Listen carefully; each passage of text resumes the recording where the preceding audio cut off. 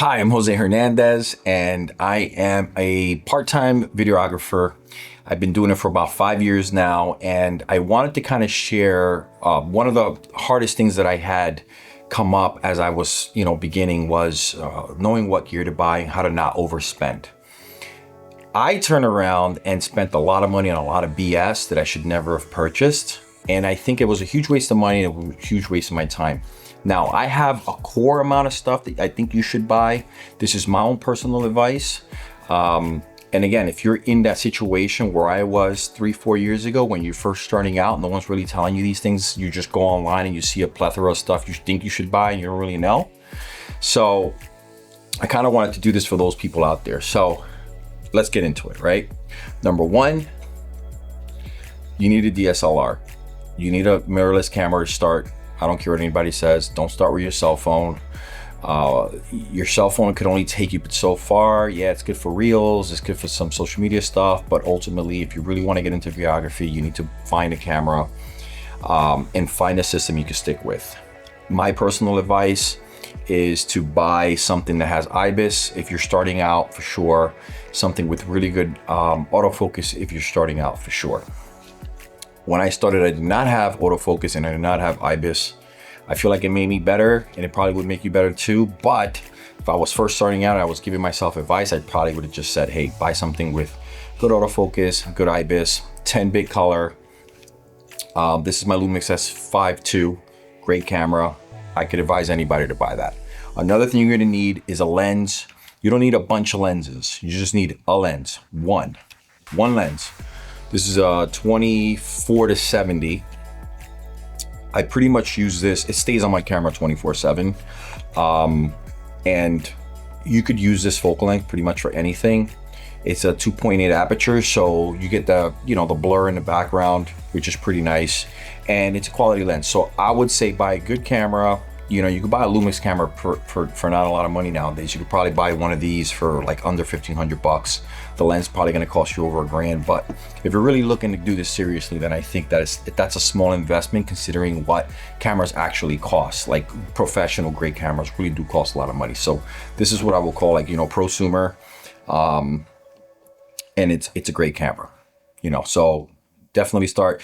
And listen, brand doesn't matter to me. You can start with a Canon, you can start with a Blackmagic, you can start with a Sony. It's irrelevant. You should buy a good camera that shoots 10-bit. And if you're just starting out, something with IBIS and something with good autofocus, super important. A couple of other things that you think you should buy are extra batteries for your camera, for sure. ND filters. These are a lifesaver. Make sure you have your ND filters. I think it's super important to have one.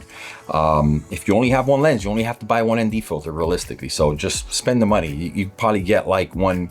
This is a newer one. I think I got for $50 on Amazon. So they're not that much money, but you should definitely look in buying something like that. Also, make sure you have enough memory cards. That's kind of like the pain of my life, is having enough memory cards. They're expensive, but just get used to buying terabyte cards. Don't buy the 128s, because I've done that.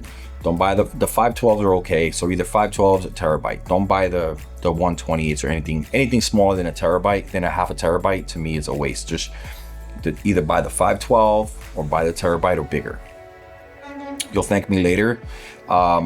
It makes more sense down the line just to buy the bigger cards, and you're going to use them. Make sure you get a good card reader, something that you could put your cards in, and you hook this up to your computer, and then you can read your cards. You're going to need it. That's something you're going to figure out you're going to need anyway. So for sure, spend money on memory cards, because you're going to need a lot of them. 4K, 6K video, 60 frames per second, it's big.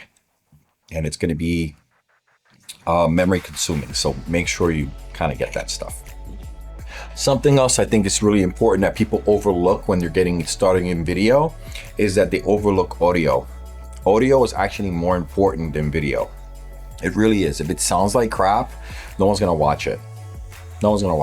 So just stop right there. I would advise you to get 3 things.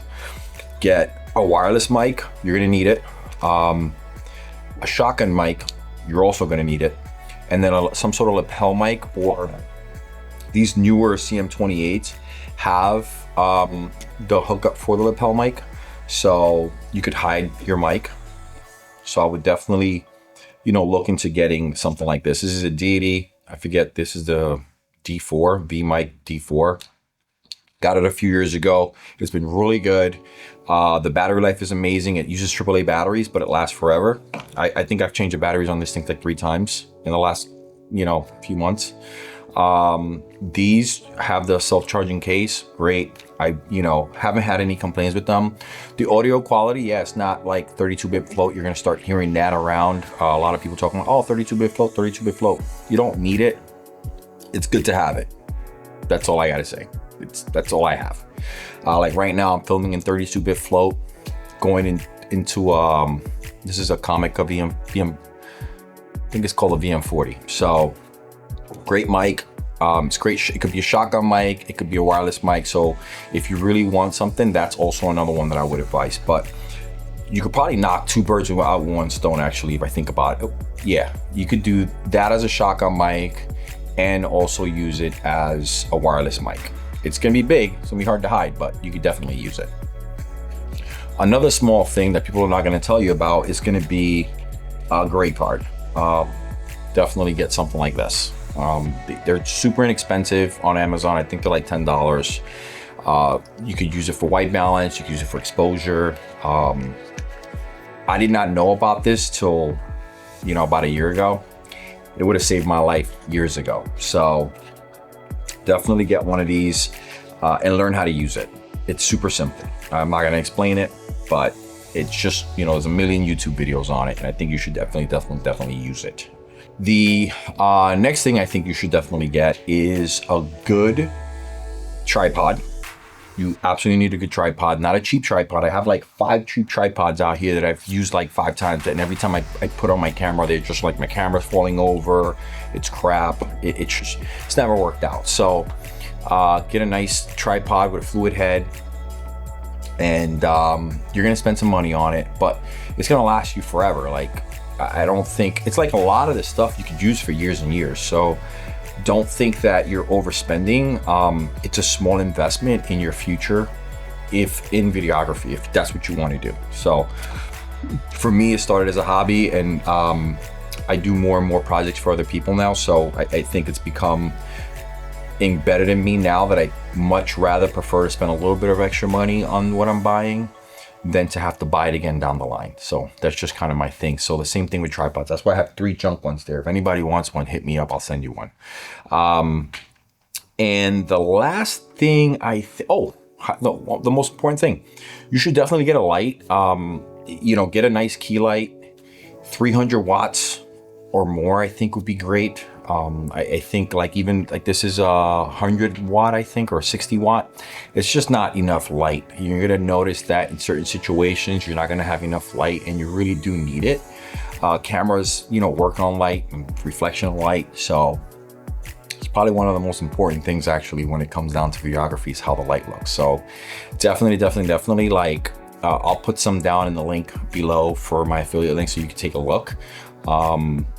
What I would advise you to get versus what I have here in this setup right here. If you just want to take this setup right here and use it, it's great. It's been good for me for interviews. It's been good for me for, we do like a podcast here for my other business. We do a lot of videos here for my other business, actually. That's kind of how I got started in this. I started making videos for my business, and then that's just become like, now I just like to make videos, so I'm always doing them. So yeah, I think it's great. Now there are some, how could I forget? You should probably spend some money on a good camera bag. I bought one, I think from Ulanzi. It was probably like $200. You're gonna be tempted to buy the cheaper ones for like 50, 60 bucks. Don't do it. Just save your money and buy a good one. But you don't have to go buy a Polar Pro one or a Peter McKinnon bag. You don't have to do that. That is like, to me, that's just crazy. Like, they're $500 bags for holding onto your damn camera. Like, it's just not worth it to me. You could spend your money on other things, especially at the beginning. Yeah, it's cool to have a nice, Polar Pro, this and, all the name brand stuff. But ultimately that Ulanzi bag I took with me to Scotland, and it's great. It hasn't let me down, and it carries a lot of stuff, and it expands and shuts down. So I think that's one of those things that I would definitely spend a little bit of money on.